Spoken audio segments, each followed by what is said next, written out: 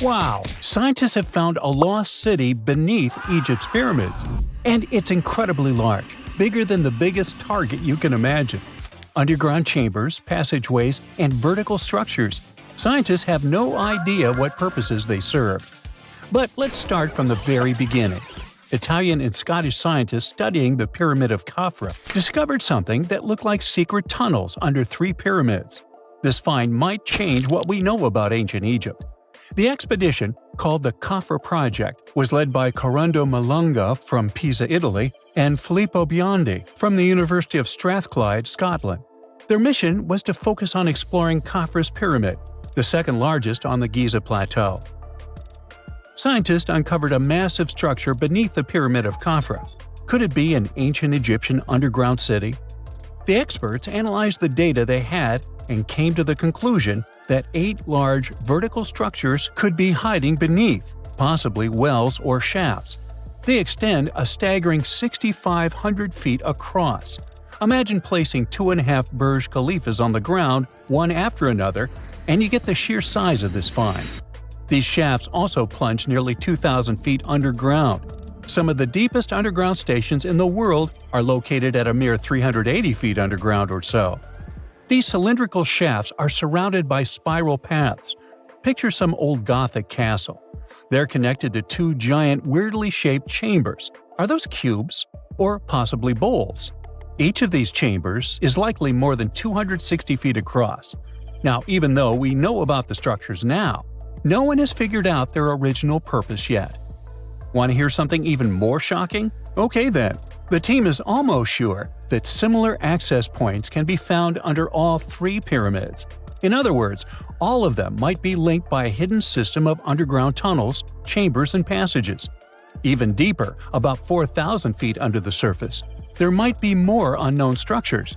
And doesn't it add to the mystery?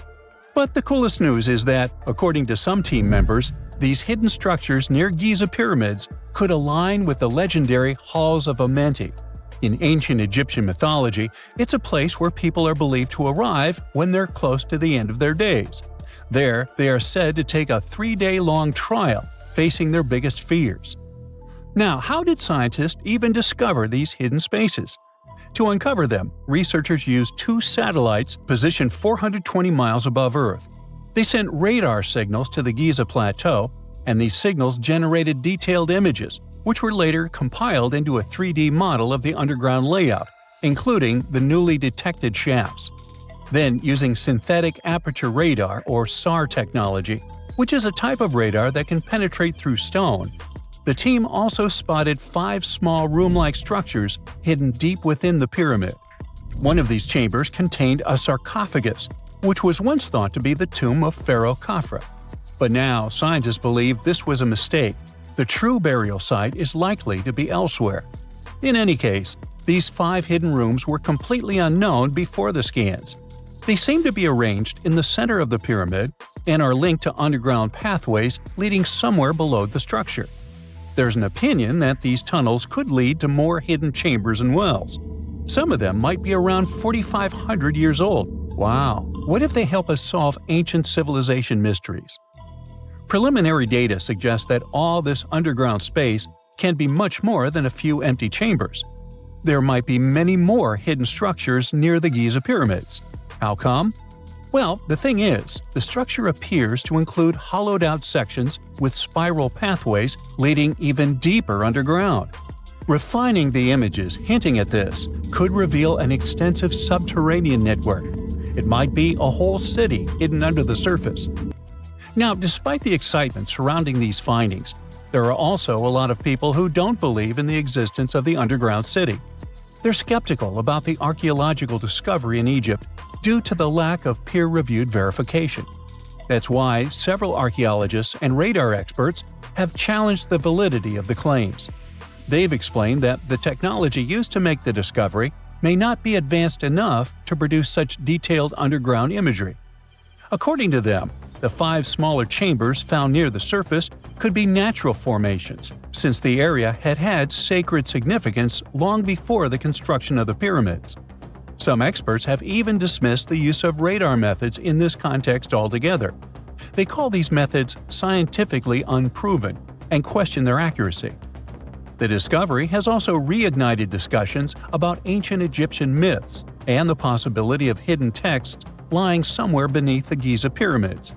The layout of the newly detected underground chambers shares similarities with mythological accounts of the Hall of Records, a rumored chamber that could preserve early Egyptian wisdom. If confirmed, these findings could significantly reshape the understanding of Egypt's sacred topography.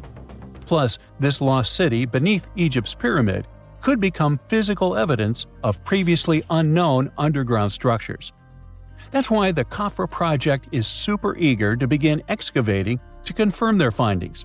But getting approval from Egyptian authorities is a challenging process. The discoveries still need to undergo peer review before they are accepted by the academic community.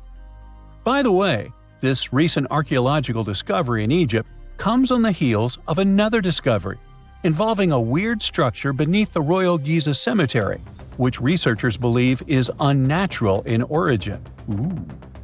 Archaeologists used remote sensing techniques and uncovered a mysterious L-shaped structure underground in the Western Cemetery of Giza. This area is known to house burials of royal family members and high-ranking officials.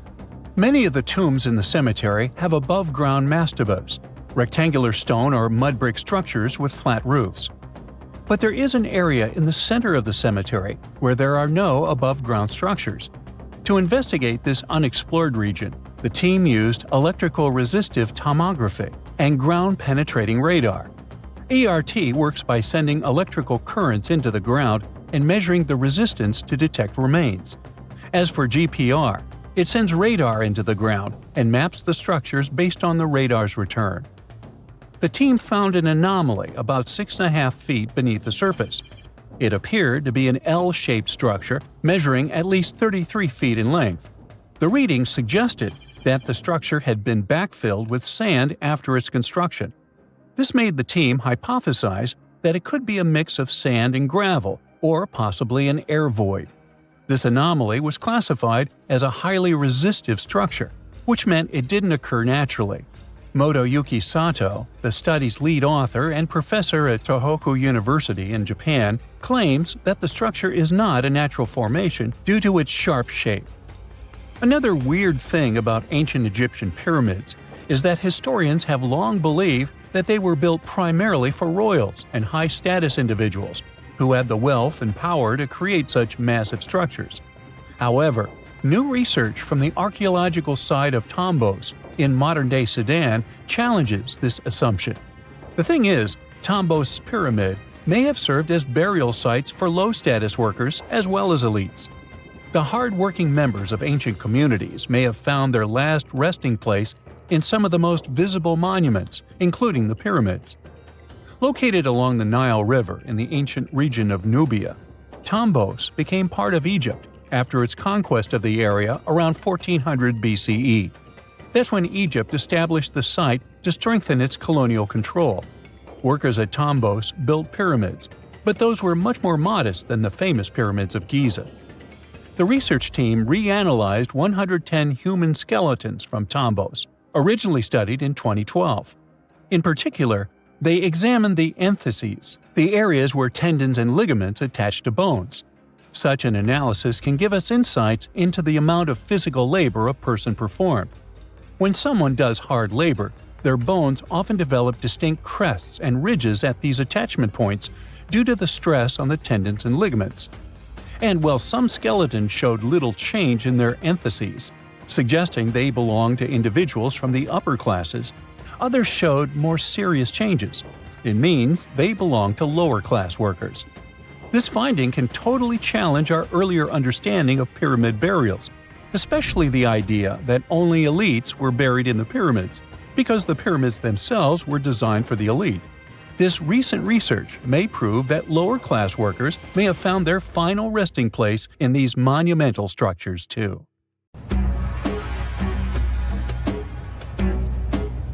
This is not a dune set. This is a very real desert in Niger. Jado was probably built by the nomadic Sao people and is filled with ksars, which are fortified houses made of salt and clay, with giant walls and secret passages. Located deep in the desert, it was once a vital stop for trans-Saharan caravans, but is now a hotspot for smugglers and bandits. The site has been off-limits since 2002 due to its dangers. The origin of the Khazars remain a mystery. No archaeological studies have been conducted, leaving many questions unanswered. Even today, shifting sands reveal and conceal parts of these ancient ruins, fueling local speculation about what might still be hidden beneath the desert. Speaking of connective tunnels, scientists were blown away by the discovery of lava tubes in Saudi Arabia. These underground passages form when molten lava cools down. Researchers believe that ancient nomadic groups may have utilized these tunnels to survive the super harsh desert climates. While excavating the tunnels, archaeologists uncovered artifacts, rock art, and skeletal remains. The art and animal bones show that the people who used the tunnels were probably sheep and goat herders. They're still piecing together whether these groups lived in the tunnels for extended periods or just used them as temporary shelters. The Great Pyramid of Giza has been standing for thousands of years, but it's still hiding secrets. Using special scanning technology, scientists found two hidden structures under an ancient burial ground. The first is a shallow L-shaped structure, and below it is a much larger space that could be a final resting place or a chamber. The smaller structure was filled with sand on purpose, while the deeper one might be an empty chamber. Experts believe the two are connected, possibly as an entrance leading to a secret chamber. This is big news because it might give us some more insight into who built the pyramids and why. The world is full of ancient writing, but some messages refuse to give up their secrets, like the mystery of the Bashplemi tablet. This unusual stone, pulled from a lake in Georgia, is covered in symbols no one can read. Even with modern technology, experts are completely stumped. The tablet is about the size of a book, with 60 symbols carefully carved into its surface, but 39 of them don't match any known language. Some resemble scripts from ancient civilizations in the Middle East, India, and Egypt, but none are an exact match. To make things even trickier, part of the tablet is broken off, meaning a piece of the puzzle is missing forever. To rule out a hoax, scientists studied the tablet closely. They confirmed it's made of vesicular basalt, an extremely tough local rock. Whoever carved these symbols must have been really skilled.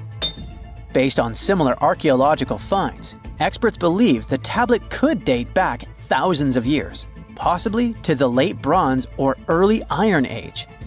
Some symbols repeat, which could mean they're numbers. Maybe it's an inventory list, a record of battles, or even an offering to the deities. Until someone cracks the code, the Bashplemi tablet remains an unsolved mystery from the depths of history. Experts are still stumped with what this Minoan disc might mean. The Phaistos Disc is one of the most mysterious finds from the Minoan civilization. This 6-inch clay object, discovered in 1908, has strange spiral markings that no one has fully decoded yet. The disc has 241 symbols on both sides, showing everything from people and animals to tools and plants. Experts have come up with many theories about what the symbols mean. Some think it's an early form of Greek. Others suggest it's a prayer or a hymn. And some even believe it could be a letter from a king in Anatolia to a Greek ruler. Let's see who will be the first to figure this out. It's always a fun day at an archaeologist's office when they find something as big as a 2,000-year-old marble head.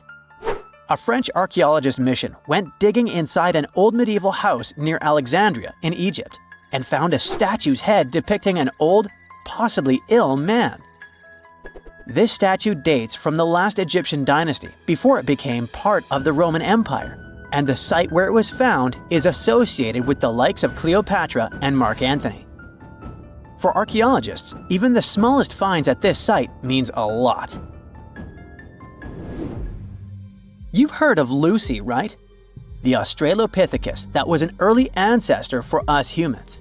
Well, scientists found some of her species' footprints somewhere in Tanzania. The so-called Laetoli footprints are over 3 million years old. The trail stretched 88 feet and has about 70 footprints, left behind when a bunch of early humans walked across some wet volcanic ash. What's cool is that these early humans were already walking on 2 feet, like us, not all hunched over like apes.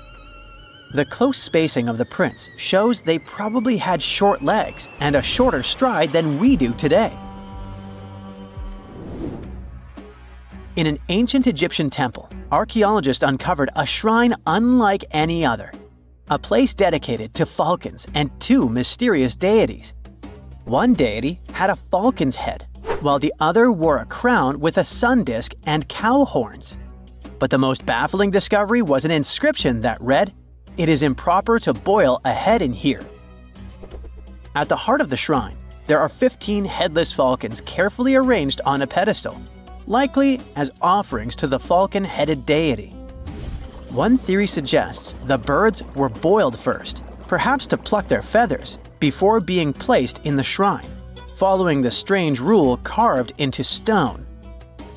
Archaeologists also found a 13-inch iron harpoon nearby. Its true purpose remains unknown, although the shrine also held remains of fish, mammals, and bird eggs, suggesting that the rituals may have included feasting. And speaking of ancient Egypt, meet Hathor. Scientists named her after the ancient Egyptian deity of motherhood, music, and singing. This wooden statue, housed at the Metropolitan Museum of Art, was thought to be just a beautiful artifact, until a surprising secret was uncovered. Using an X-ray machine, experts found a mechanical operating system inside it, with pulleys and axles connecting her shoulder to her left leg. When activated, the system made her hand raise and lower, an engineering marvel from over 3,000 years ago. The statue was created during Egypt's Middle Kingdom, around 1800 BCE, and is often compared to 19th century automata due to its advanced design. It's believed the statue was used in religious ceremonies, symbolizing Hathor's role in dance and music.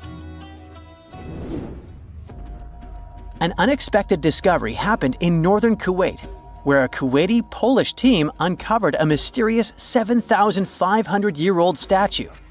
The statue features an elongated skull, no mouth, narrow eyes, and a flattened nose.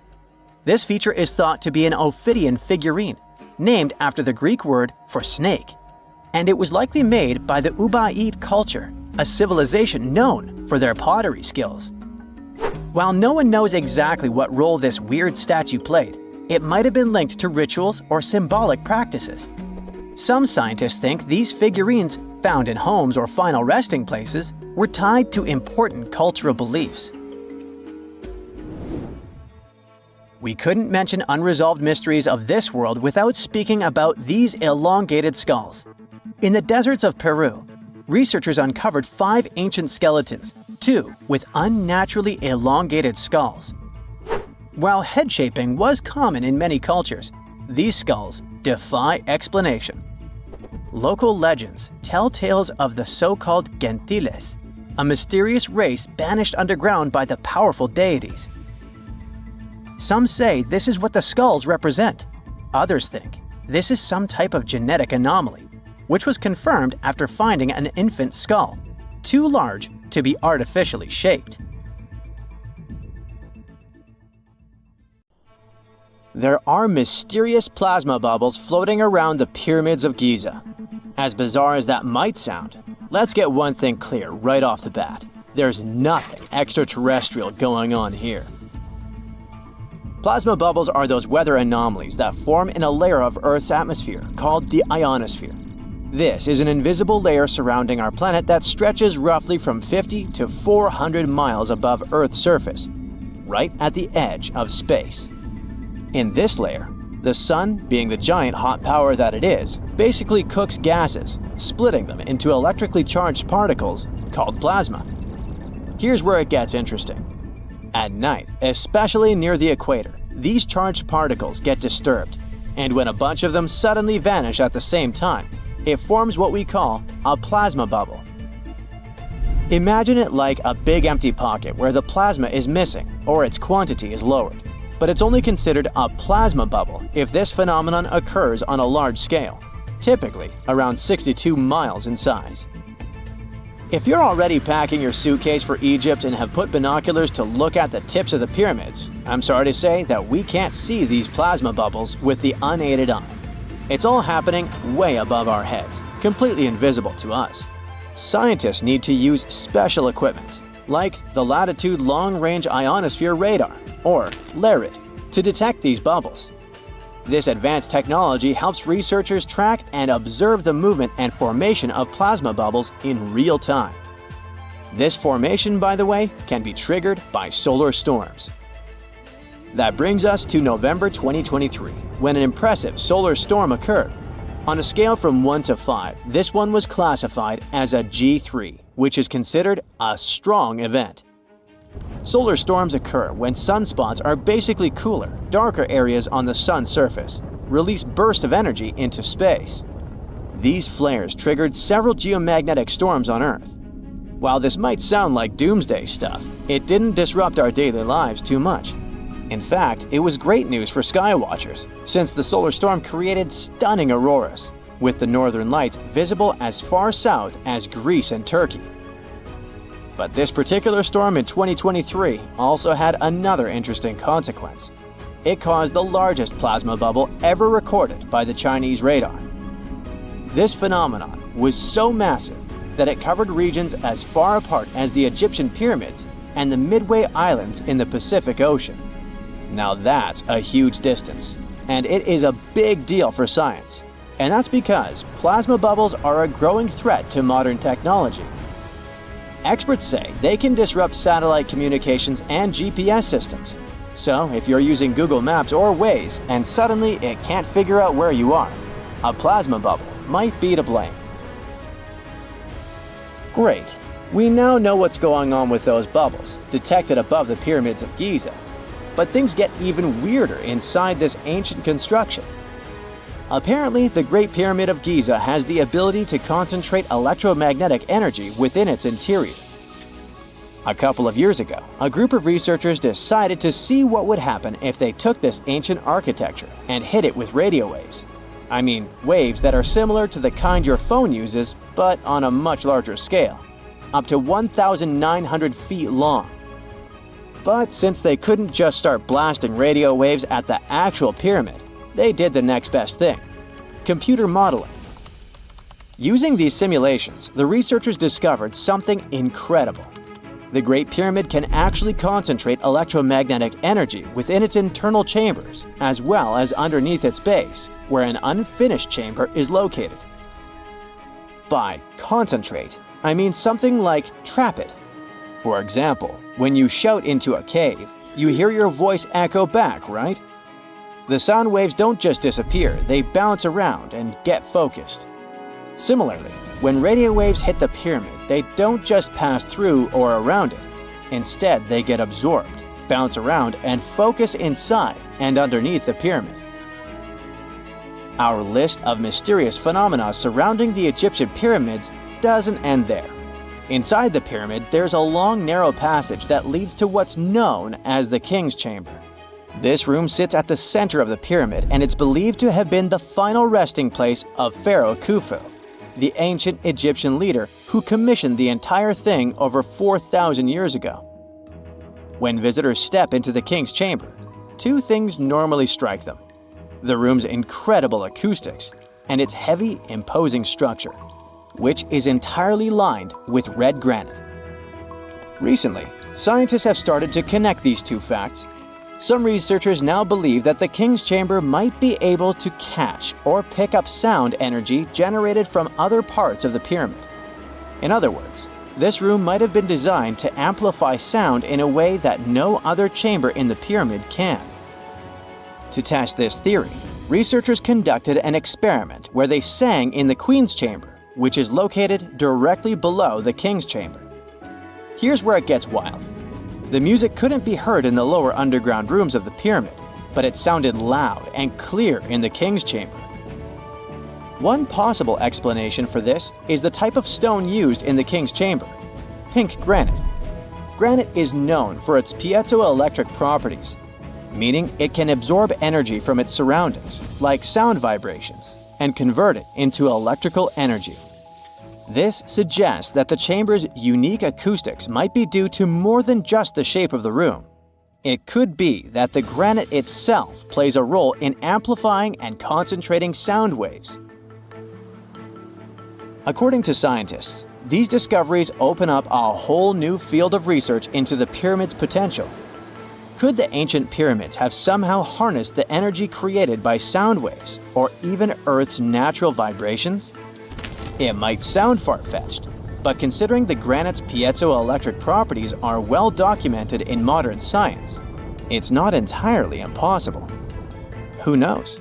Maybe we've only just scratched the surface of what the pyramids were truly capable of. Speaking of just scratching the surface, there's even more to think about, like how the pyramids ended up in such a perfect location.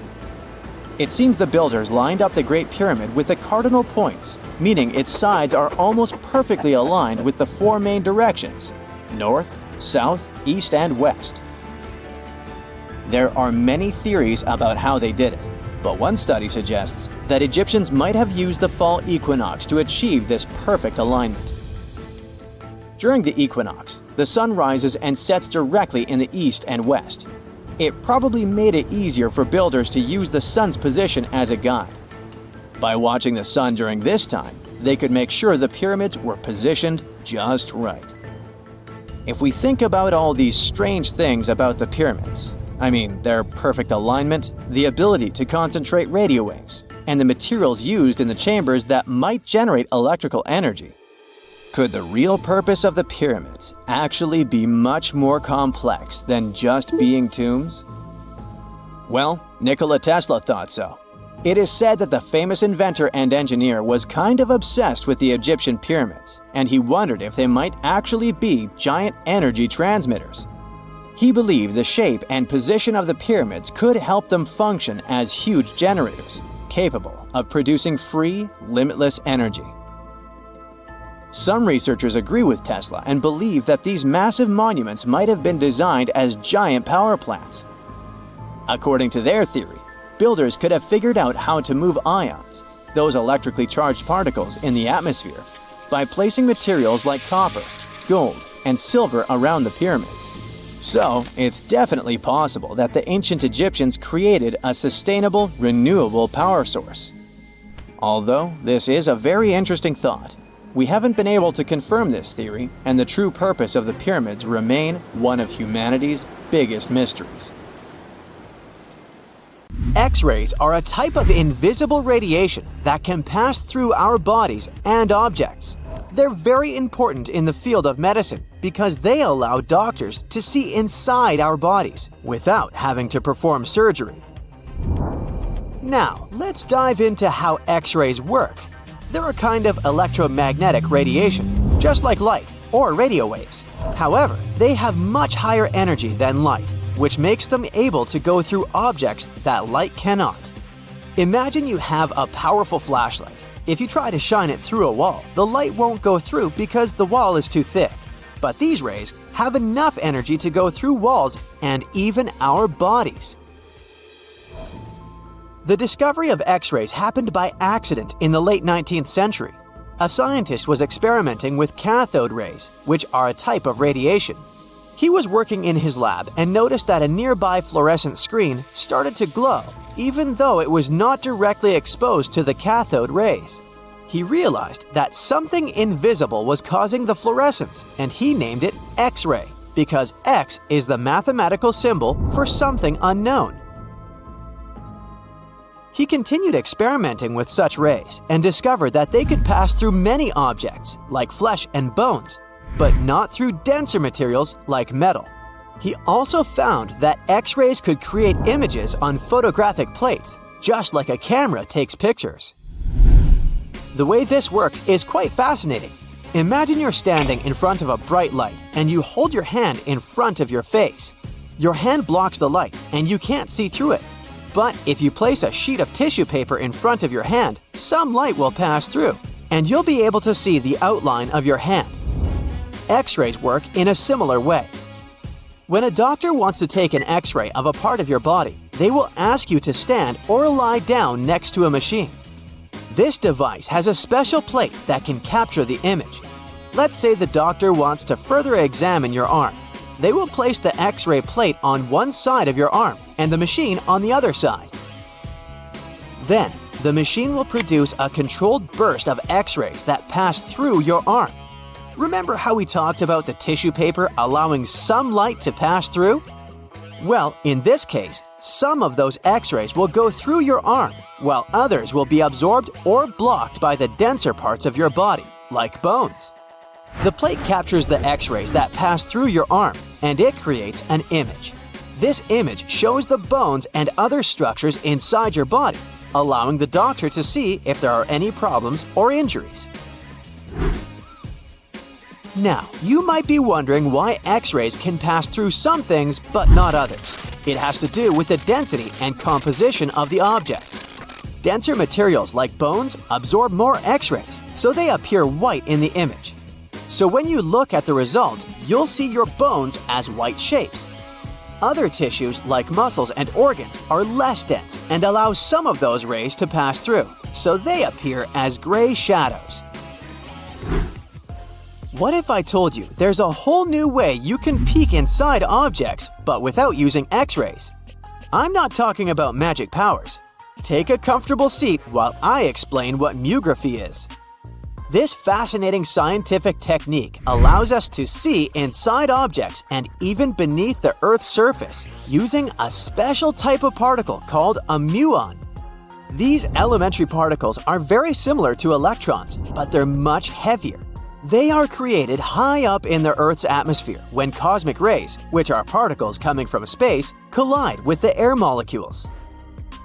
Now, muons are special because they can pierce through different materials. They can pass through rock, soil, and even buildings. Scientists realized this potential back in the 1950s when they were studying cosmic rays and noticed that some of the particles could pass through thick materials. The first muography experiments took place in the 60s. Specialists discovered that muons can be detected using special devices called muon detectors. These detectors are usually placed underground or in specially designed laboratories to shield them from other particles and background radiation. Now let's dive into how muography actually works. Imagine you have a large object, like a pyramid, a mountain, or even an ancient statue, and you want to see what's inside without damaging it. First, detectors are positioned around the object or in the area you want to examine.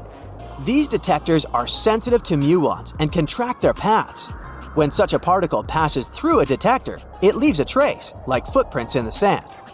By collecting data from multiple detectors, scientists can reconstruct the paths. Here's where things get really cool. The Earth's atmosphere acts like a natural filter for muons. It turns out that the more massive an object is, the more particles it will block. So, if you have a large, dense object like a mountain, fewer muons will pass through it compared to a smaller, less dense object, like an empty box.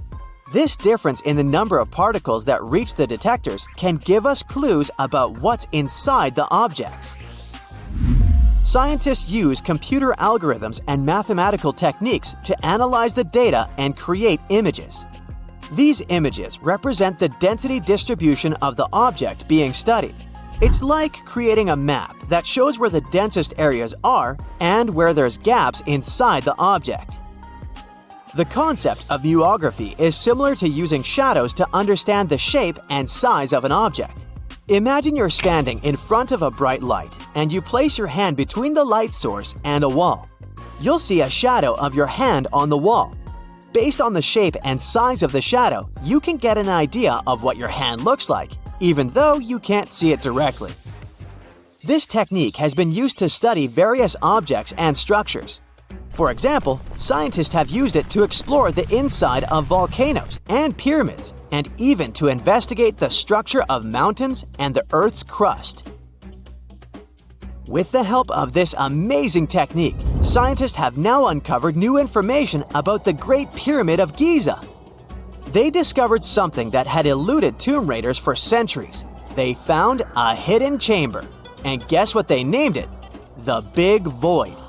Yeah, I know, not the most creative name. They even used 3 different muon detection techniques just to be super sure that it was indeed a big, mysterious void inside the grandest pyramid of them all. Once news got out about this mind-boggling discovery, Egyptian authorities couldn't resist the temptation to explore further.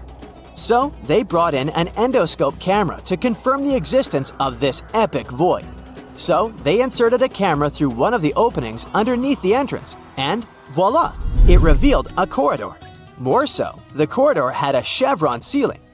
I can't help but imagine the ancient Egyptians using it as a cool dance floor. Another team of scientists decided to take another shot at scanning this newfound void. According to them, the Great Pyramid of Giza is a pioneer in the pyramid game. It used a technique called chevron to cover internal structures and keep them from collapsing. Now, why did the ancient Egyptians build this corridor and the grand void it leads to? One theory suggests that the corridor was built to relieve pressure inside the pyramid. Another theory says that the void could be a result of the pyramid's construction process. It could have been an internal ramp used to move roof blocks into position, and then it was left there or filled loosely with rubble. According to other enthusiastic explorers, there might be another burial chamber waiting to be discovered. They believe that the pyramids were built with a dash of randomness in the construction process. As the builders worked their magic, they realized that some chambers wouldn't be able to handle the weight of a majestic sarcophagus. So they made adjustments on the fly, creating new plans as they went along. The story goes that 2 Mayan twin boys loved to play ball. Sure, they were really good at it, but they also made a lot of noise when playing. The lords of the underworld soon became bothered by the sound and summoned the 2 boys to the underworld, a place the Mayans called Xibalba. As soon as the boys reached their gloomy destination, the lords of the underworld began putting them through a series of tests. Soon enough, the inexperienced twin boys failed the tests and lost their lives. But this was not in vain. This sad event resulted in the appearance of a beautiful fruit tree. Soon enough, a young woman saw a beautiful fruit on this tree and reached up to pick it. Legend has it that soon after that, she gave birth to another set of twin boys named Hunahpu and Xibalbaqui. Just like their ancestors, these twins were great ball players, but they were equally as loud, and the lords of the underworld became annoyed again. They decided to ask this pair of twins to come to play a game in the underworld, hoping to get rid of them too. When the twins arrived, the Lord sent them through a number of frightening places. The first one was the House of Gloom, which was very dark. They then passed through the House of Knives, where they had to avoid getting injured. The twins then built a fire in the House of Cold, so that they didn't freeze, and ran through the House of Jaguars, where they tricked the animals into not eating them. Finally, they entered the House of Bats, where they seemed to have lost their luck. One of the bats managed to run off with Hunahpu's head. The lords then challenged the twins to play ball with them, but the boys were clearly at a disadvantage. Xibalbaqui placed a turtle on Hunahpu's shoulders to make up for his lost head, and they began playing. As the lords became distracted by an animal near the court, Xibalbaqui stole his brother's head and placed it back in its place. Much to the annoyance of the lords, the twins were now able to tie the game. Hunahpu and Xibalbaqui continued to perform a series of tricks for the lords of the underworld. One of them involved Xibalbaqui injuring Hunahpu and then bringing him back to life. The lords were so impressed by the twins' performance that they asked them to do the same trick on them. Of course, the twins agreed, But after performing their trick on some of the lords, they refused to revive them. Seeing what had happened, the lords of the underworld admitted defeat and begged for their lives, promising not to intervene in the lives of people ever again. Hunahpu and Xibalaqui were happy to have avenged their ancestors and gained the respect of the lords. Legend has it that the lords of heaven were so impressed by the twins that they took them to live in the sky by turning them into the moon and the sun. The Maya civilization was one of the most dominant indigenous societies in history, and their folklore and traditions are still discovered and studied today. They used to live in a territory called Mesoamerica. It was made up of modern-day Mexico and parts of Central America like Guatemala, Belize, Honduras, Yucatan Peninsula, and El Salvador. They lived from 1800 to 900 BCE and up to 900 to 1500 CE. Apart from their impressive legends, the Maya were very skilled inventors. They're known for their calendars, writing systems, farming methods, and sports. Their writing, for example, was found preserved on buildings and stone monuments, as well as in rare books and pottery. It's a system made out of more than 800 hieroglyphics in various combinations. Each of those signs was said to represent a syllable. Their writing system was deciphered by accident by Tatiana Proskorakov, an American woman who initially studied to be an architect. Since she didn't find a job in her field, she eventually became a Mayanist in her own right, despite not being academically trained. She was the first to notice that the Mayan upended frog glyph meant birth, and that their toothache glyph meant the date when the king ascended to the throne. It made it easier for scientists to pinpoint birthdays, as well as the names of the rulers of a specific Mayan dynasty. They also invented the concept of zero, which is seen as one of the greatest innovations in mathematics, physics, and human history altogether.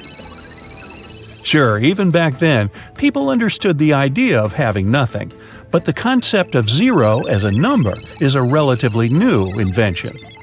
A fun fact about Mayans is that they really liked hats. The bigger your hat was, the more important you looked. Not only was it a sort of fashion statement, but it also made them look taller, which was a big deal for their aesthetic. The Mayans also came up with one of the most intricate and complex calendars in human history. It was the first to use zero as a placeholder. Their calendar ended on December 21st, 2012, which led some people to believe that it translated to the end of the world. Obviously, that was not the case. It just so happened that the date coincided with the end of a Mayan cycle of years. But you know, as advanced in science and astronomy as they were, they did make some mistakes. One of them was their belief that the world was flat. Their theory was that the four corners of the world were watched by the brother lords, who kept the sky from falling over their lands. Hats off for their menus, though, as they were well-known chocolate eaters. They turned eating chocolate into a form of art. The drink they made wasn't really like the hot chocolate we enjoy today, though. The recipe included mixing cacao with water, honey, chili pepper, cornmeal, and other ingredients to make a foamy, spicy drink. The ritual of drinking cacao was a crucial part of their celebrations. We're not done discovering all the amazing parts of their architecture and civilization. It was only a few years ago that a Maya pyramid was found at Tonina, in the Mexican state of Chiapas. It was estimated to be more than 1,000 years old. The reason why it escaped archaeologists for so long was that it lay hidden under what was believed to be a natural hill. The ruins of two Mayan cities have been recently discovered in the Mexican state of Campeche. Why didn't we find them until now?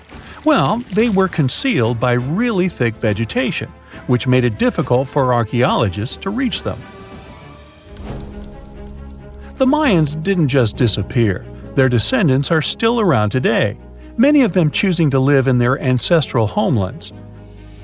You can find them in Guatemala, for example, where the Maya people make up the majority of the population. Overall, the Maya ethnic group contains people that speak different Mayan languages, such as Yucatec, Quiche, Quechua, or Mopan. They had no idea what a spa day was, but the Mayans really enjoyed a nice sweat once in a while. Sweat lodges were discovered around ancient Mayan sites.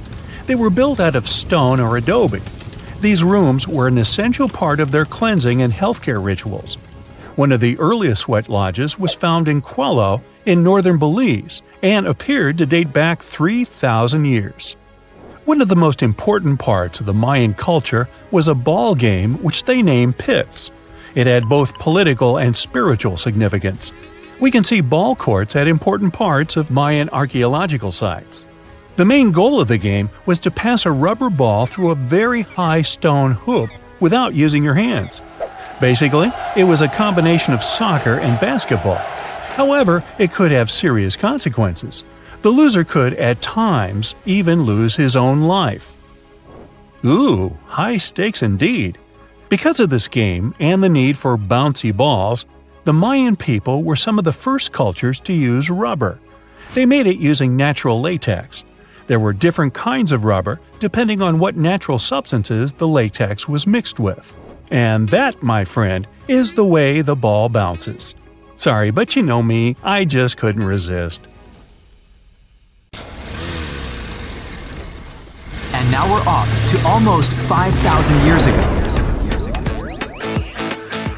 Let me take you to ancient Egypt, where back in 2550 BC, guess what? The construction of the Great Pyramids of Giza started.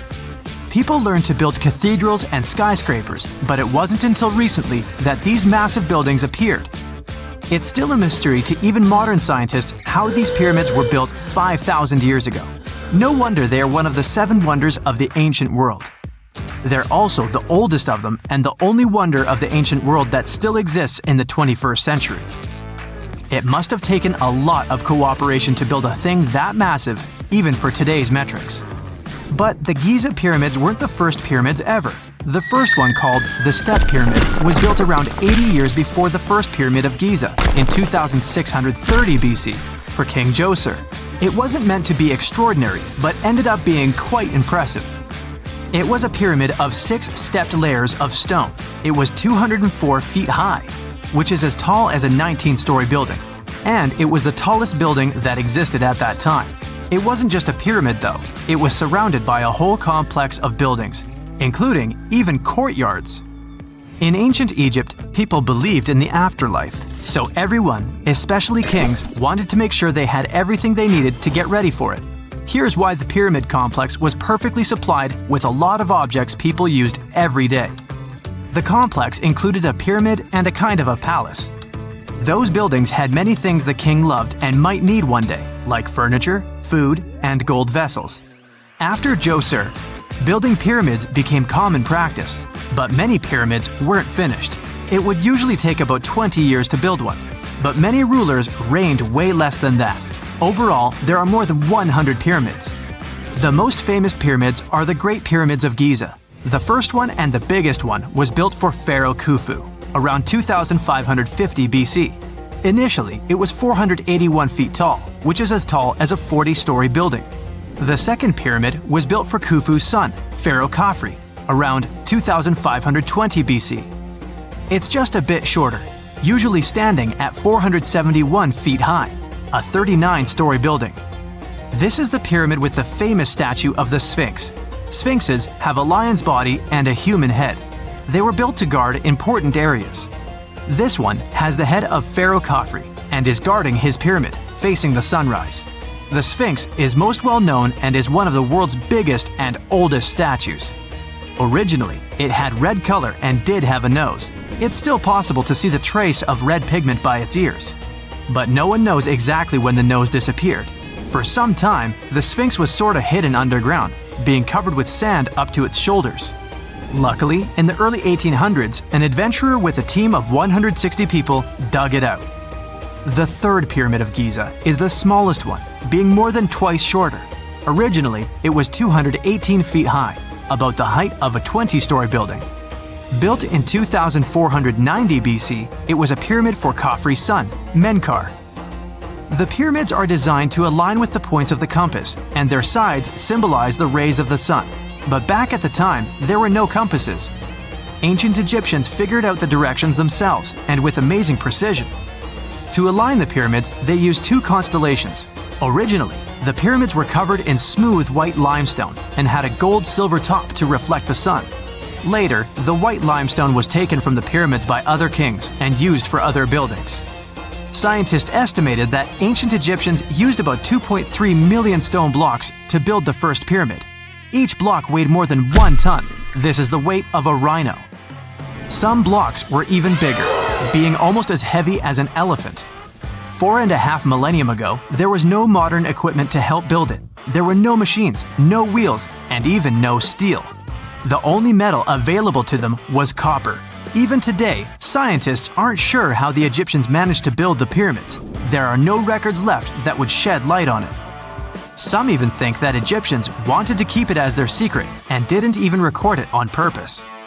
Many believe that poor people and foreigners built the pyramids, but it's not true. Actually, the builders were very skilled workers, and they were fed and paid well. The archaeologists claim that the builders lived in a nearby temporary city and were a highly organized community with a strong leader. Scientists say that around 20,000 people worked on each pyramid complex, and it took about 20 years to build each. It probably was a national project. The construction site was large in resources, and food and essentials were likely to be contributed from all parts of Egypt. Even with all that support, it remains unclear how people managed to cut, transport, and assemble those huge stones. One of the theories suggests the stones were most likely transported on boats down the Nile River. Then, there was a harder part. They had to be moved to the construction site. For that, they probably used wooden sleds. It wasn't very hard to pull them because the sand mixed with the right amount of water was pretty slick. And 10 people could move a sled even with a rock weighing 1 ton pretty easily. Finally, one last problem. The stones had to be lifted and put into place. Archaeologists have discovered the remains of the ramps system that dates back to when the pyramids were built. Most likely, the Egyptians designed a unique system to move and pull huge stone blocks, but no one knows what it looked like exactly. The most common opinion is that there were several ramps around the pyramid to help move the blocks. The ramp was growing with the pyramid getting higher. They suppose people were walking up the stairs, pulling the stone on the wooden sled up in the middle on the sandy ramp. But this is just one of the options. Others say that the ramps were going around the pyramid. Some say the ramps were inside the pyramid. But we'll never know for sure, and it'll forever remain a mystery, just like the ancient Egyptians wanted. Surprisingly, there's not much inside the pyramids. Most of it is just solid stone with very little open space. But let's take a quick look inside the biggest of the pyramids of Giza.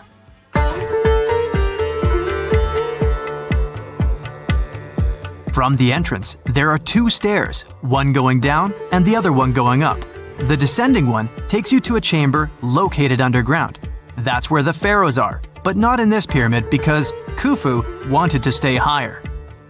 The underground room is partly unfinished. The room with Khufu's sarcophagus is called the King's Chamber. It's upstairs and then through the tall and long Grand Gallery. Below the King's Chamber, there's a room called the Queen's Chamber. There are no queens though, and no one is sure why the room is called this. Unfortunately, none of these have any hieroglyphs on the wall. They're just bare. If you want to see them, you should go to the other rooms that are decorated. Those pieces of art are depictions of ancient Egypt's culture and daily life. The texts allow researchers to study their language and grammar. Sadly, the treasures that once were here in the pyramid are long stolen. From that room, there are several tunnels for an unknown purpose. There are many tunnels and passages inside the pyramids. There are many chambers and shafts and secret ways. Scientists have been sending little robots with cameras there for some decades already. And the robots did discover another chamber a bit upstairs with hieroglyphs on the walls. But even today, much of the pyramids is still unknown, and there's no so-called building plan of the pyramids. Egyptians did create a mystery no one can crack for 4,500 years already. Scientists recently started to X-ray the pyramid to learn what's inside it without entering it and its narrow, mysterious tunnels. The year is 1923. 2 teenagers sneak out of their homes in the middle of the night in Florida City. Rumor had it that an old man was building a rock castle by himself. But every time someone tried to see what the old man was doing, he would stop working. The curious teens managed to sneak into Ed's backyard and saw something they could later describe as magic. They recalled seeing rocks moving around like helium balloons. The old man was moving up to 30 tons of stone by himself to build his castle. Even if he didn't allow anyone to see him working, he would proudly talk about it around the town. But whenever people asked how he was building a stone castle all on his own, he simply answered, "I cracked the secret of the pyramids." This story begins in Latvia, Edward Leedskalnin's home country. Edward was born in a small village on January 12, 1887. He was born in a family of stonemasons, which is probably where he learned ancient techniques of building. However, he grew up as a sickly boy, which meant he could never carry much weight or undergo heavy physical activity. At the age of 26, an unfortunate turn of events determined Ed's fate.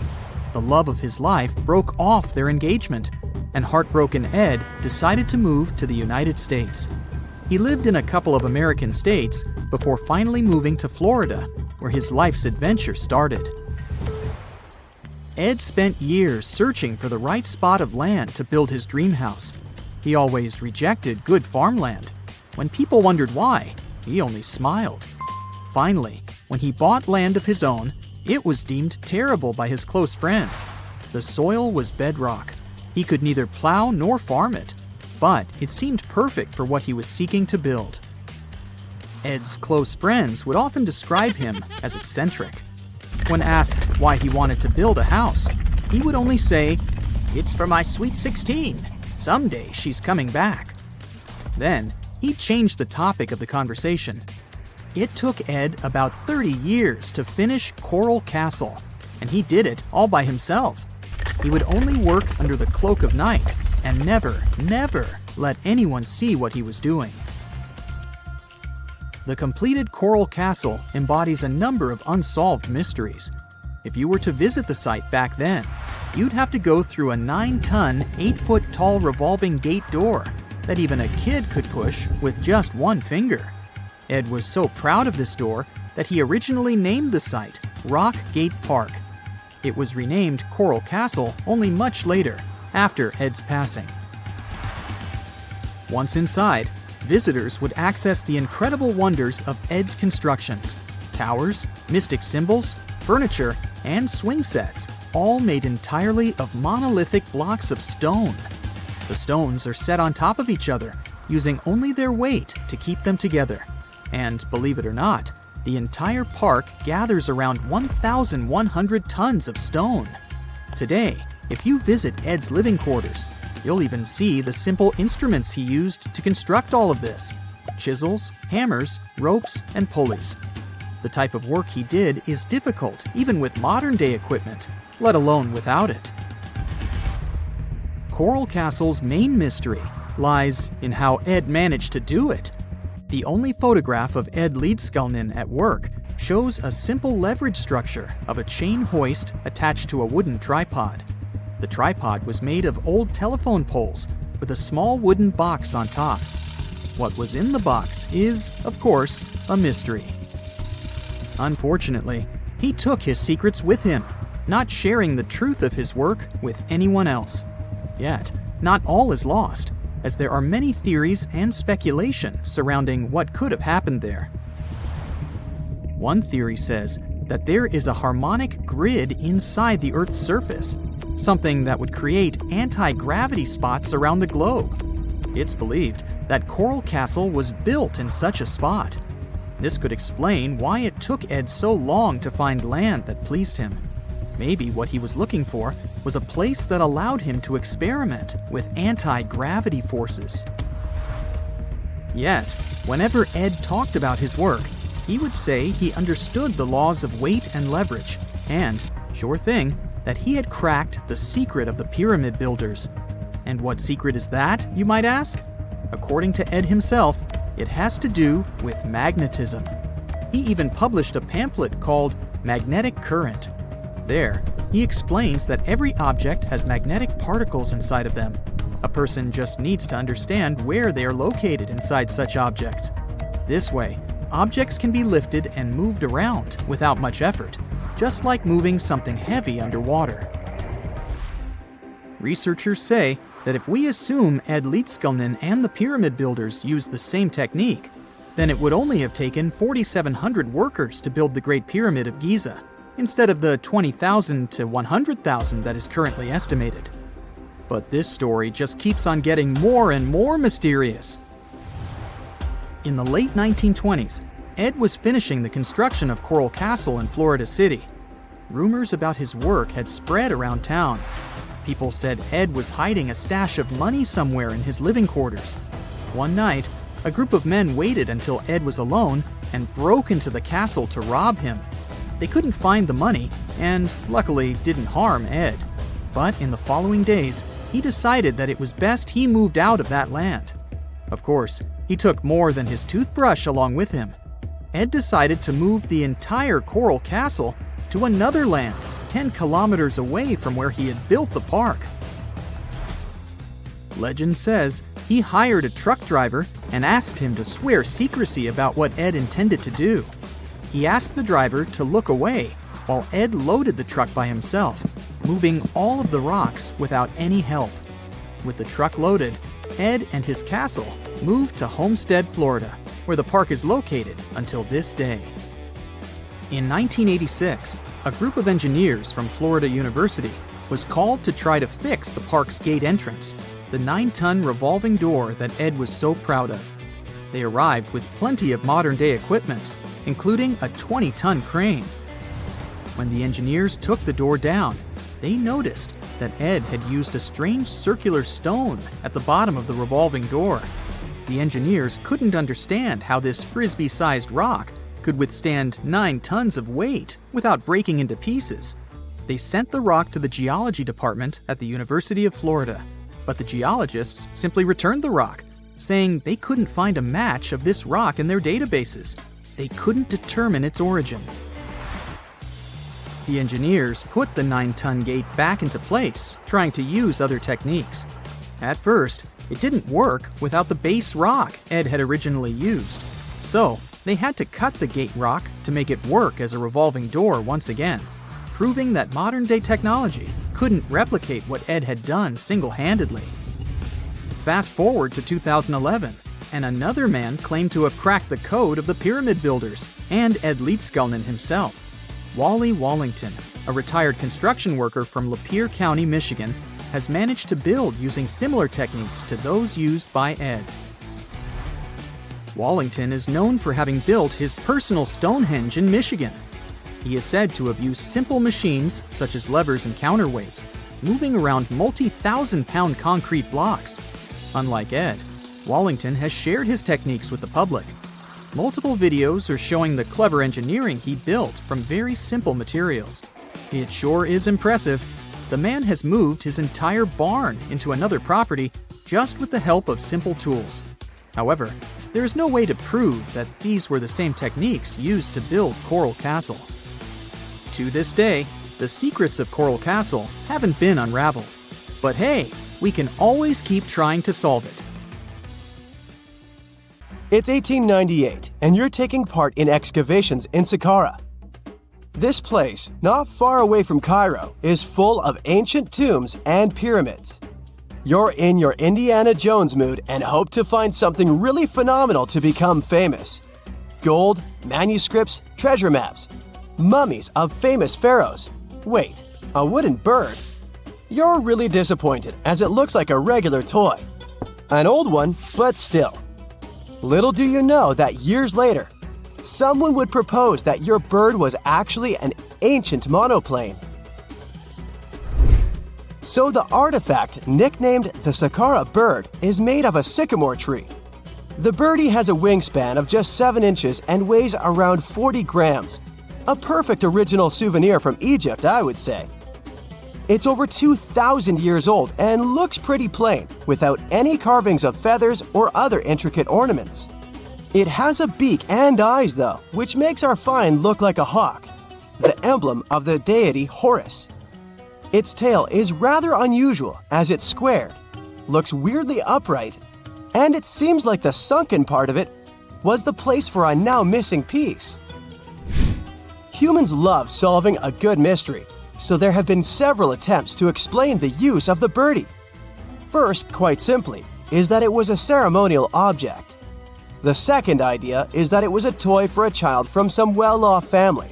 It could have been some sort of boomerang, which was a popular concept in ancient Egypt. Then there was a theory that the bird had been used as a weather vane. But this one has been debunked as the figure doesn't have any holes or markings, except for the one made at the museum in Cairo to fix the exhibit on a stick. So there was no way to hang it in the past.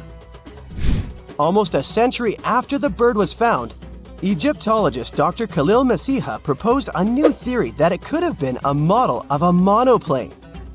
He believed the bird was missing a horizontal tailplane. Otherwise, it had its wings set at a right angle, similar to that of modern planes. It could have worked to generate the aerodynamic lift necessary for flights. Dr. Masiha also claimed that it was common at that time to place miniature models of technological inventions in tombs. So, did the ancient Egyptians really invent the plane in 200 BCE?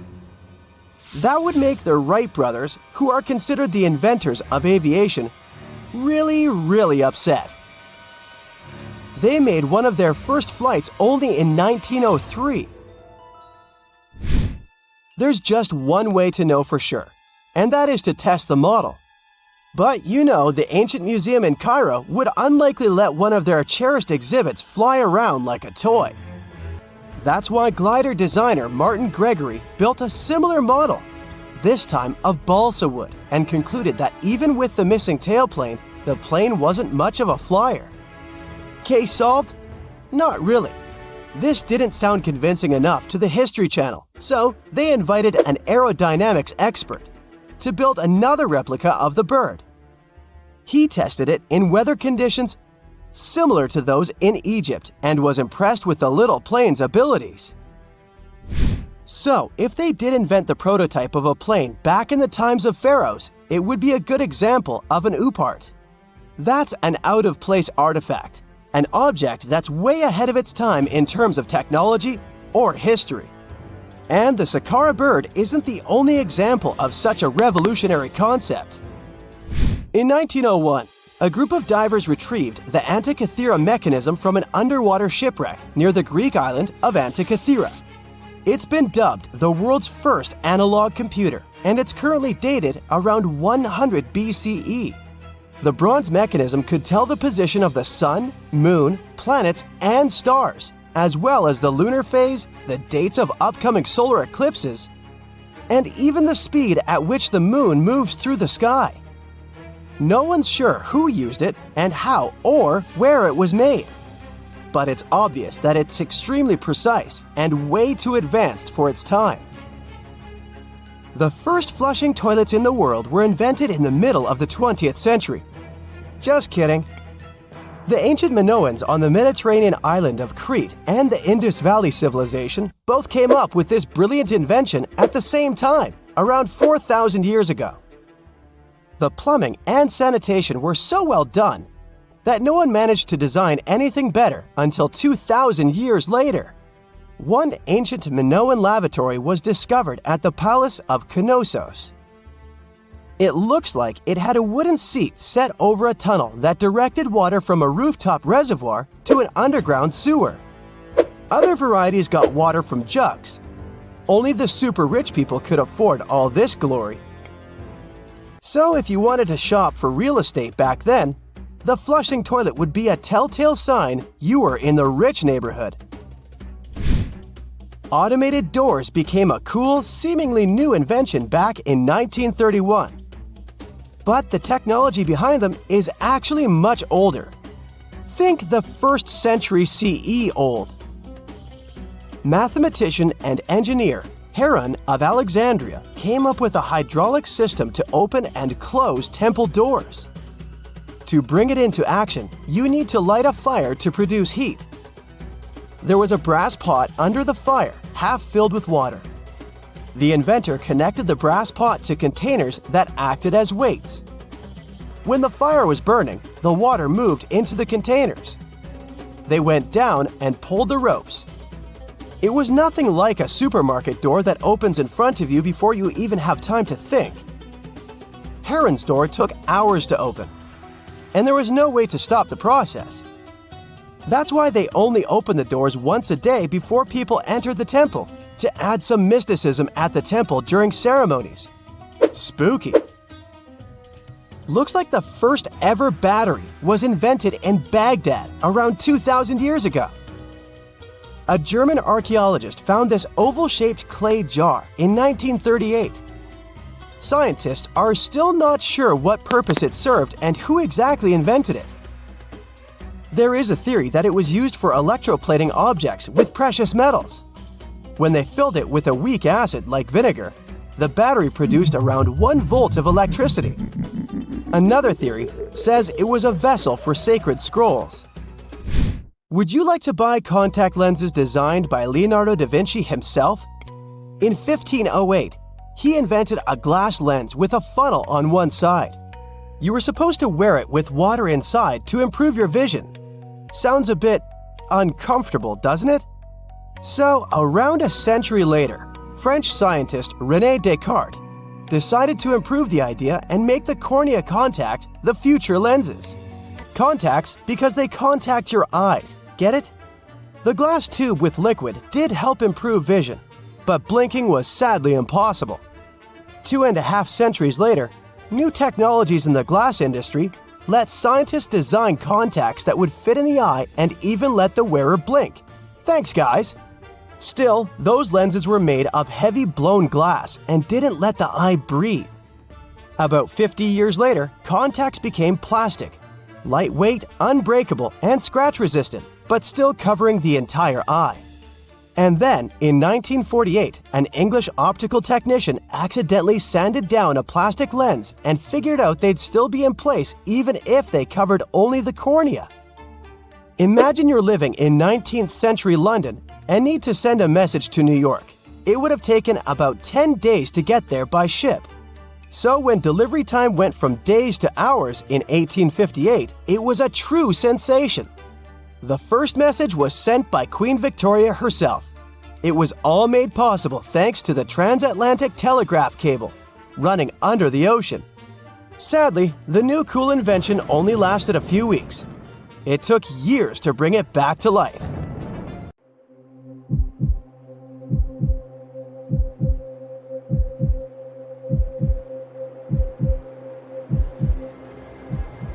Leave it to people wandering on Google Earth to stumble upon the world's newest and weirdest places ever.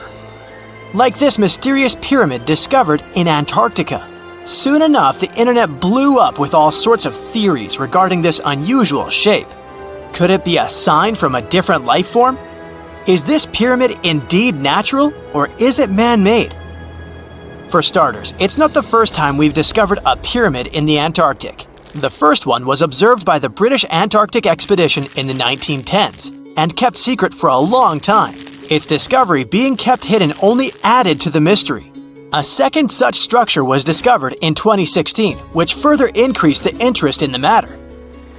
The mystery was soon enough deciphered by scientists. These formations are just mountains. They're located near the Ellsworth Mountains, a range over 250 miles long. So they're just mountain peaks that have broken through the ice sheet. As for their particular shape, it's just a coincidence. Pyramids are found throughout nature. The Matterhorn in the Alps and Mount Ballenstinder in Iceland, for example, are quite similar in terms of shape.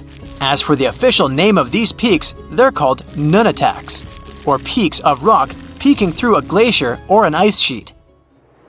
Antarctica has way more incredible features, like the fact that it's home of 60 to 90% of the world's fresh water.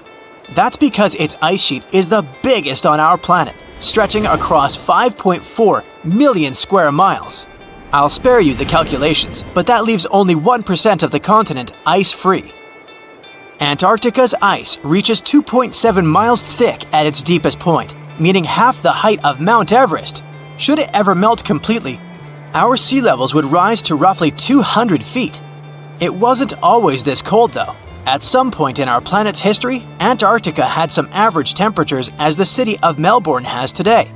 It took a lot of research, but scientists figured out that Antarctica's temperatures could have reached up to 62.6 degrees Fahrenheit. Sure, that was 40 to 50 million years ago, but if you think about it, it was at the same time when dinosaurs roamed our Earth. Time is also different on this icy continent. All the lines of longitude that help us calculate different time zones merge into a single point at the South Pole. Here, there are 6 months of daylight in the summer, followed by 6 months of complete darkness during the colder season. So, scientists working here stay, on average, in the same time zone they've come from.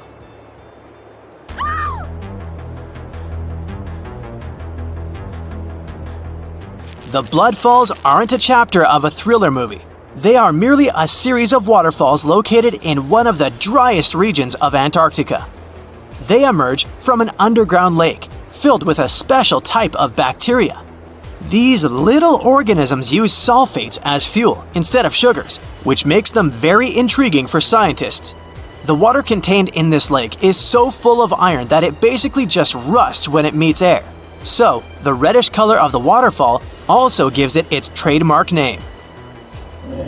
The megalodon was the largest predator ever known in our planet's history.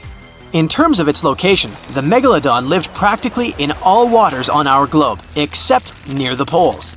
The reason why there are no megalodon teeth found in Antarctica is probably because the gigantic creature was adapted to only warm tropical and subtropical waters. If you plan to visit Antarctica by boat someday, just know you might not get there on a non-metallic boat. The hull of your transportation device must be made of either steel or aluminum to withstand the harsh weather conditions here. Antarctica isn't home to a lot of bugs. In fact, there is only one true species of insect that calls this place home.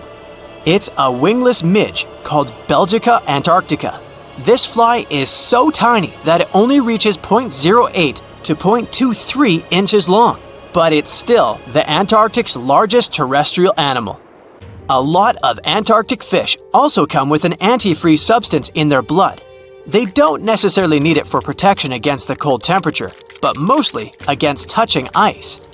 These antifreezes are made up of large glycoprotein molecules. They surround any small ice crystals that may form, making sure they don't spread through the animal's tissues, which could cause a lot of damage. They also create a sort of small pillow blocking the sharp ice crystals, so they're less likely to cause any pain.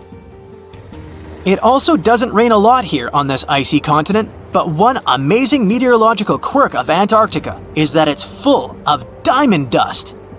This dust is basically small ice crystals that pop out of humid air close to the Earth's surface. Think of it like an icy fog.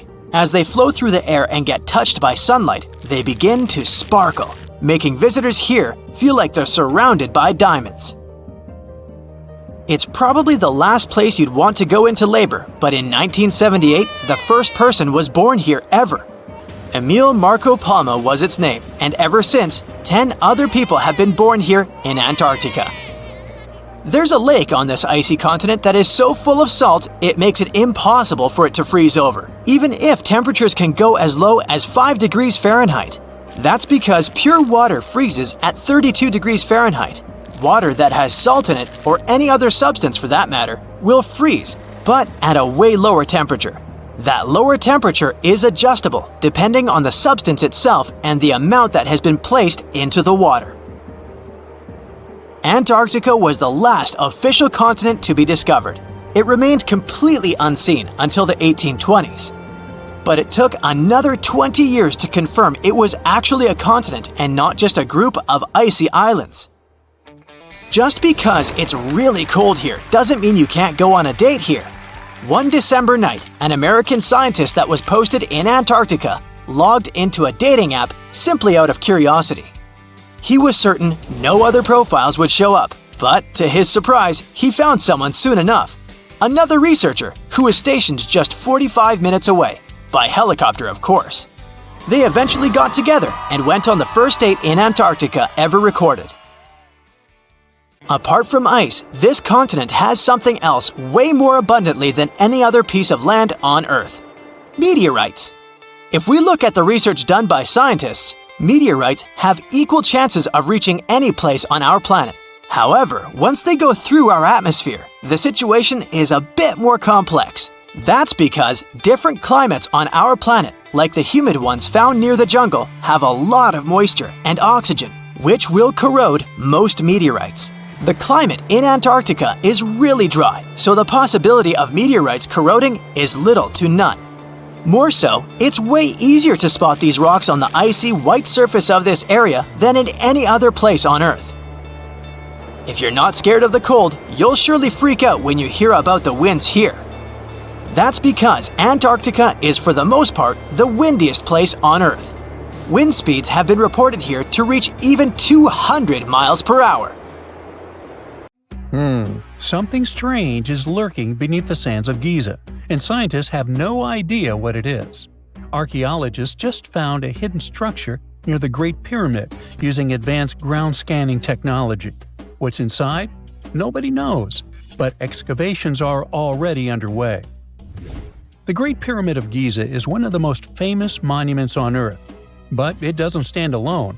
It's surrounded by an ancient necropolis, a massive royal graveyard filled with tombs and monuments. They belong to pharaohs, nobles, and other high-ranking officials.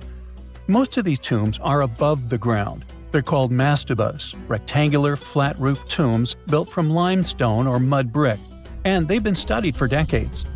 But from old movies, we know that these weren't simple graves.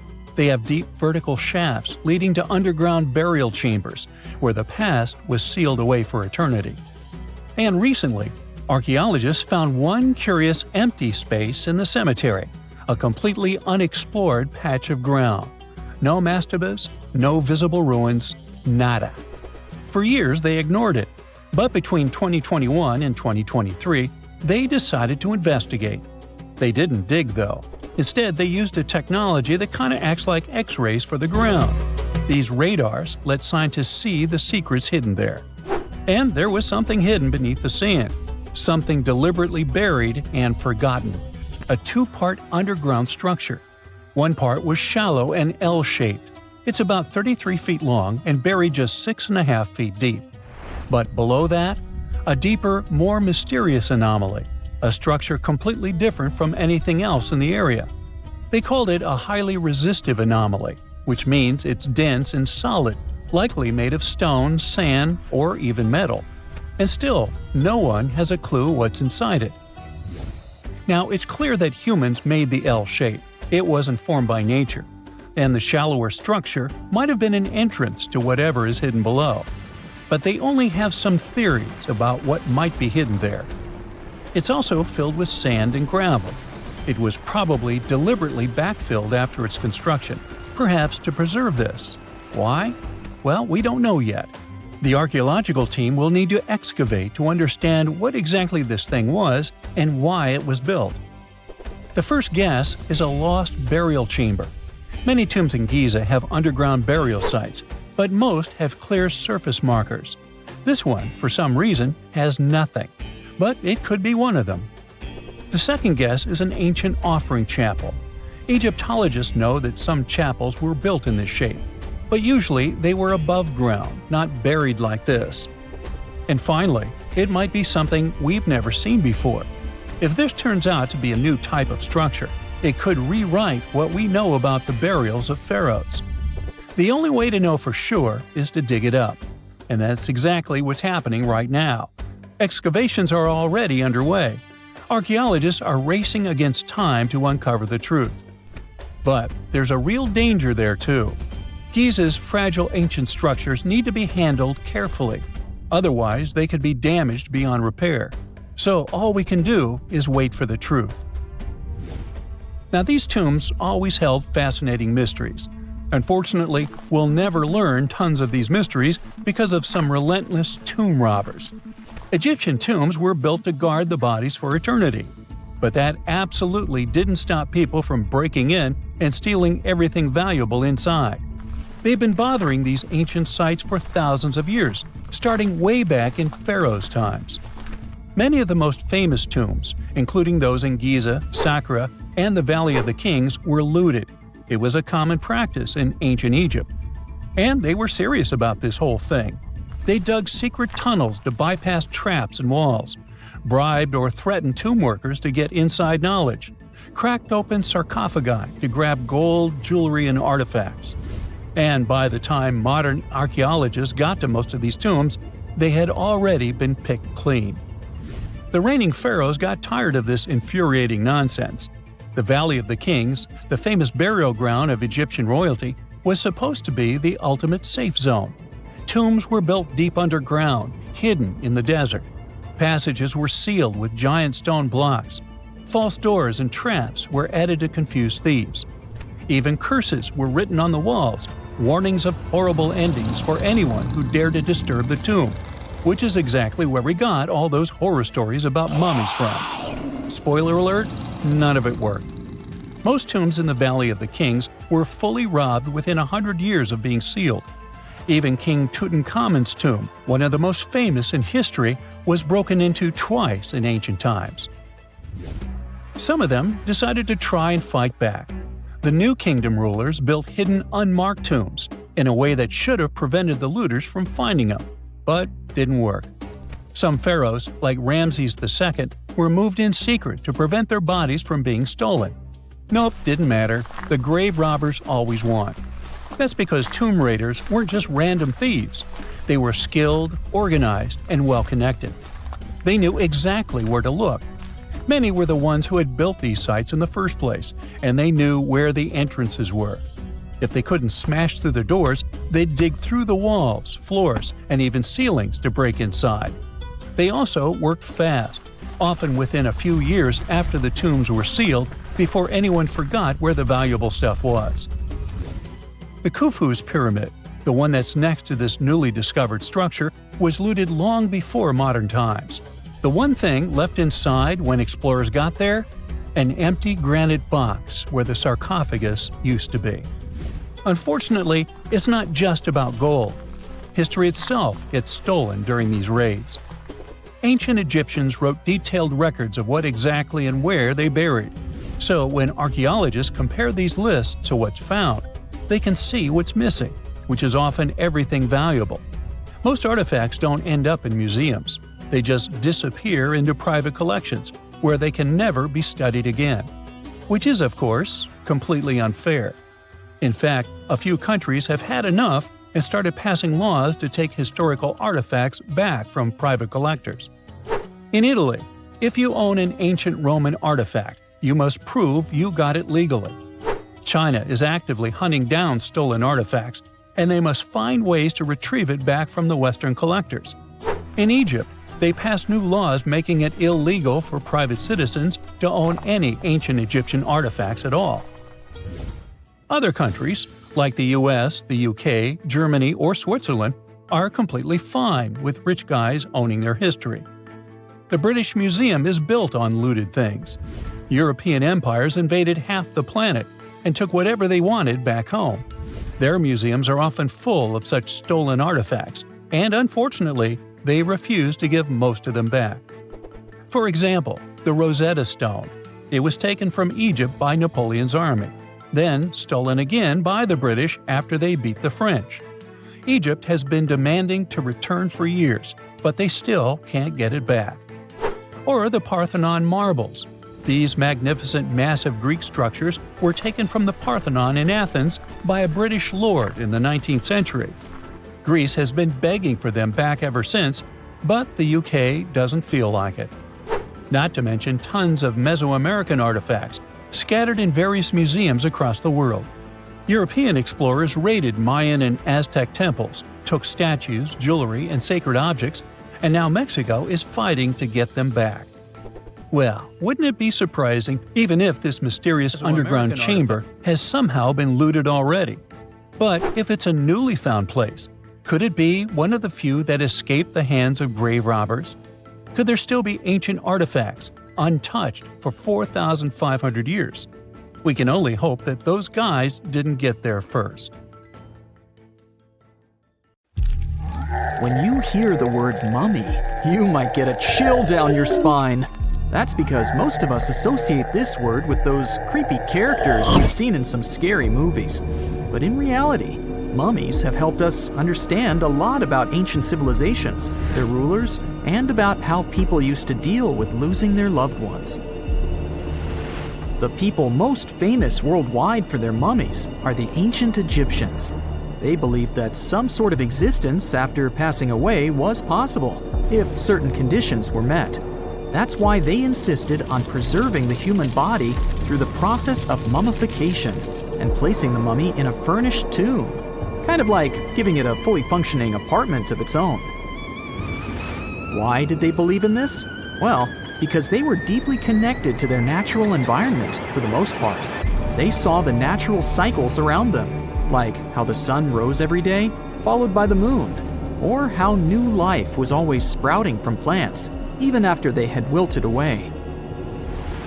They also believed that the powerful spirit Osiris, who represented the cycle of passing away and resurrection, played a role in this process. To prepare for the afterlife, the ancient Egyptians followed certain rituals, like mummification, which involved using materials like honey, resins, and incense to preserve the body. There's no other mummy more popular than that of King Tut. He was a young pharaoh who ruled over 3,000 years ago in Egypt. The problem with discovering ancient royal tombs is that most of such burial sites were previously robbed. People knew ancient rulers had been left with many valuable belongings, so those locations became vulnerable to thieves. When King Tut's tomb was opened in 1922, people were excited because it had not been robbed, like many other previously discovered royal tombs. That's how well hidden it was. Inside, his mummy was encapsulated in a total of 3 coffins, including one made of gold. The objects found in his tomb showed us what ancient Egypt was like, and studying his mummy also helped us learn about the culture and practices popular at the time when he passed away. We also learned about his family by looking at his DNA. Scientists were able to discover that he had had a disease called malaria and a problem with his foot that might have made it hard for him to walk. Ramses II was another pharaoh in Egypt who ruled for 68 years, which was quite a lot back in the day. He was known for his expansion campaigns and building projects. Many objects from his time as a ruler still exist today, including a large statue of him. Ramses II was about 6 feet tall and lived to be about 90 years old. After looking at his mummy, scientists concluded that he may have had a medical condition that affected his spine. Now, remember those thieves I mentioned before? They are probably the reason why Ramses II ended up in a plain coffin in a secret collection of royal mummies at Deir al-Bahari, which was rediscovered in 1881. Thankfully, archaeologists were able to identify him because his journeys had been recorded on his wrappings. The process was really tedious too. In fact, in ancient Egypt, the mummification process could take a staggering 70 days to complete. A special person would say a very specific speech while delicately handling the body and drying it out using a type of salt called natron. They also used linen and resin to make the body look more lifelike and to wrap it in cloth. The tomb was equally as important for ancient Egyptians. The walls of King Tut's tomb, for example, were adorned with intricate artwork that depicted his journey to the afterlife, from his burial procession to his passage through the underworld.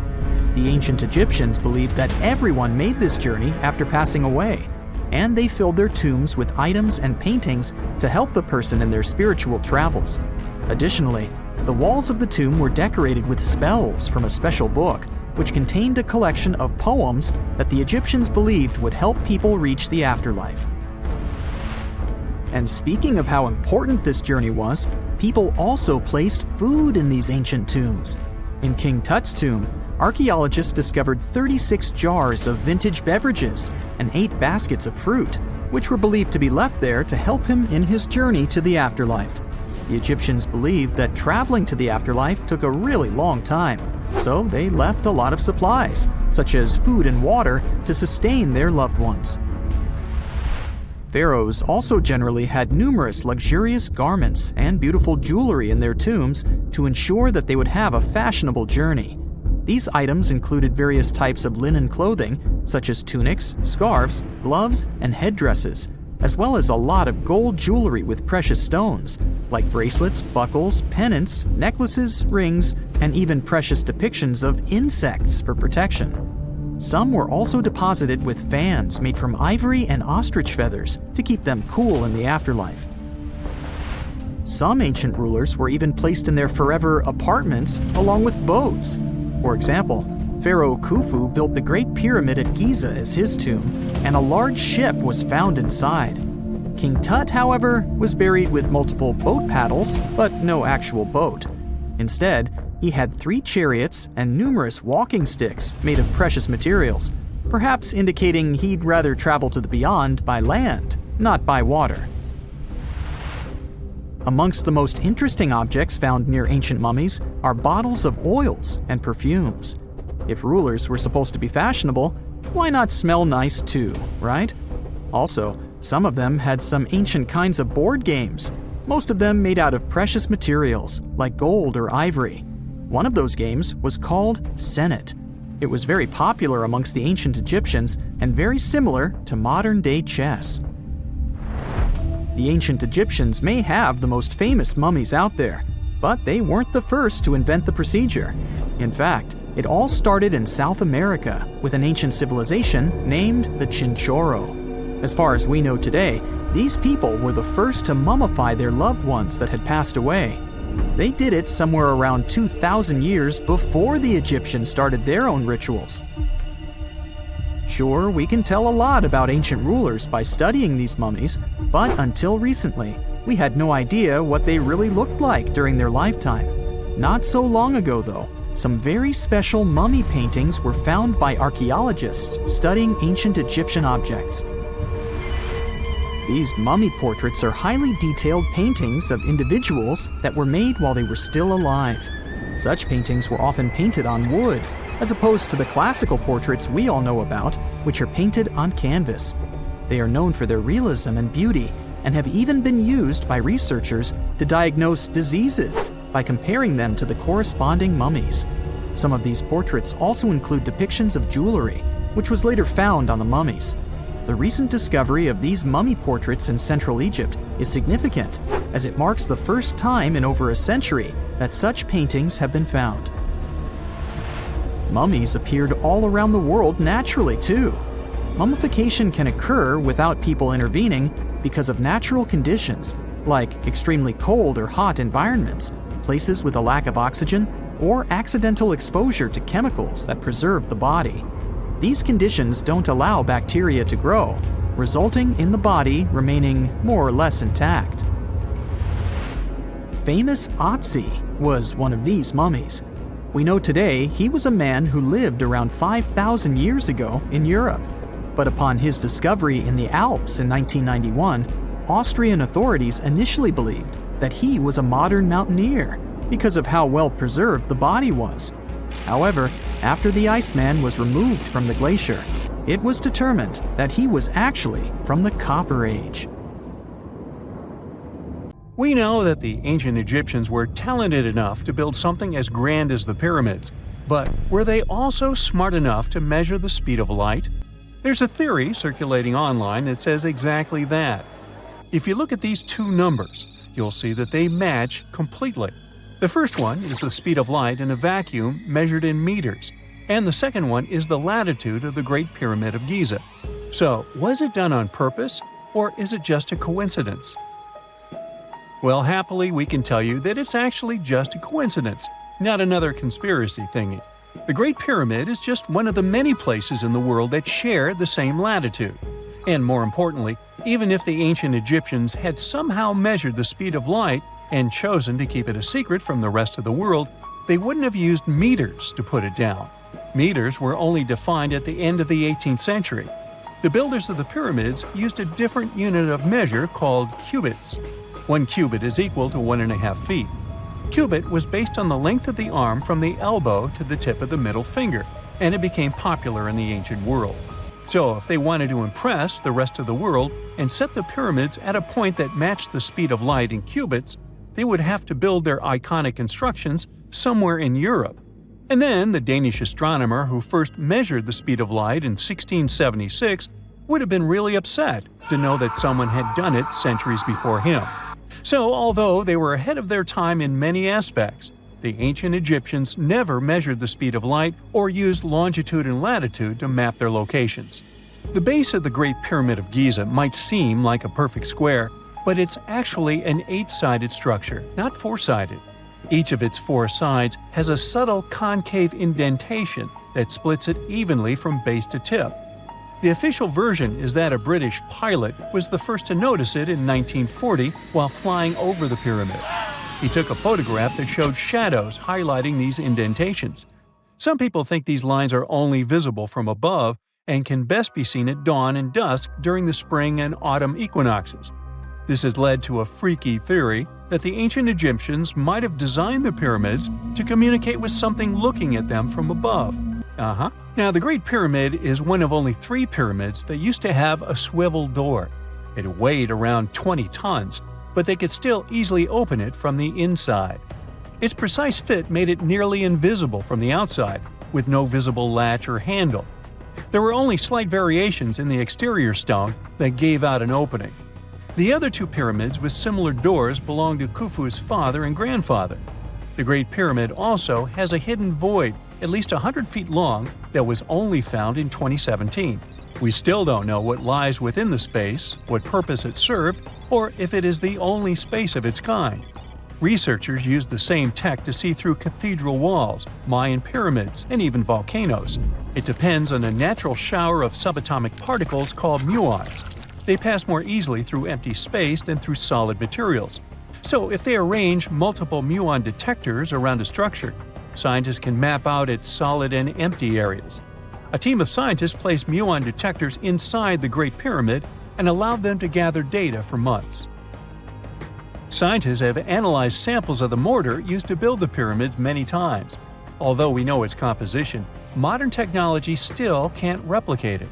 The mortar is mostly made from processed gypsum, but it wasn't used like the cement we use for bricks today. Instead, they used it to support the joints between the massive stones as they were set in place. The estimated amount they needed to construct the Great Pyramid was around 500,000 tons of mortar. The gypsum mortar is stronger than the stones themselves and has held up for thousands of years. Now, all 4 sides of the Great Pyramid are aligned with the cardinal points – north, south, east, and west. According to geologist and engineer Glenn Dash, the alignment is accurate to within 4 minutes of arc, or 1/15th of a degree. The architects managed to achieve this without modern tools like drones, blueprints, or computers. Many researchers try to explain this construction miracle. Maybe they used the pole star or the sun's shadow. Dash recently proposed a new, simpler idea. The Egyptians might have used the autumnal equinox to align the pyramids. It happens twice a year when the Earth's equator passes through the center of the sun's disk, making day and night nearly equal in length. To test his theory, Dash conducted an experiment on the 22nd of September 2016, the first day of the fall equinox. He used a special rod the Egyptians had to cast a shadow and tracked its tip at regular intervals, forming a smooth curve. By connecting 2 points of the curve with a taut string, he created an almost perfect east-west line. Dash noted that on the equinox, the shadow's tip runs in a straight line, nearly perfectly east-west, and with a slight counterclockwise error. There's a similar error in the pyramids. Although his experiment was conducted in Connecticut, Dash believes that the same method would work in Egypt. All the ancient Egyptians needed was a clear, sunny day. They could determine the fall equinox by counting 91 days from the summer solstice. But they left us few clues, and no engineering documents or architectural plans have been found that explain their methods. So they might have mapped shadows, but it's not definite. Now, scientists have long wondered how heavy stone blocks were carried to the pyramid sites, and they might finally have an answer. A research team from the University of North Carolina, Wilmington, has discovered that 31 pyramids are likely to have been built along a long-lost ancient branch of the River Nile. It's now hidden under desert and farmland. For many years, archaeologists have thought that ancient Egyptians must have used a nearby waterway to transport materials, equipment, people, and whatever else they needed to build the pyramids on the river. But up until now, they weren't certain of the location, shape, size, or proximity of this waterway to the site of the pyramids. The group of researchers used radar satellite imagery, historical maps, geophysical surveys, and sediment coring to map the river branch. They believe it was buried by a major drought and sandstorms thousands of years ago. The team managed to go below the sand surface and get images of some hidden features thanks to radar technology. They found hidden rivers and ancient structures running at the foothills of where most of the ancient Egyptian pyramids lie. The discovery of this extinct river branch helps explain the high pyramid density between Giza and Lisht, in what is now an inhospitable area of the Sahara Desert. Now, Egypt isn't the only country with the most pyramids in the world. The champion's title here goes to its southern neighbor, Sudan. It has between 200 and 255 pyramids, compared to Egypt's measly 138. They were built by members of the Kingdom of Kush, an ancient civilization that ruled the lands along the Nile River many years ago. They started erecting pyramids around 500 years after the Egyptians had stopped doing it. Their pyramids are much smaller than the Egyptian ones, but were built for the same purposes. Archaeologists are still working to find out how the pyramids in the Sudan were built, how long it took to complete them, and what happened to their society.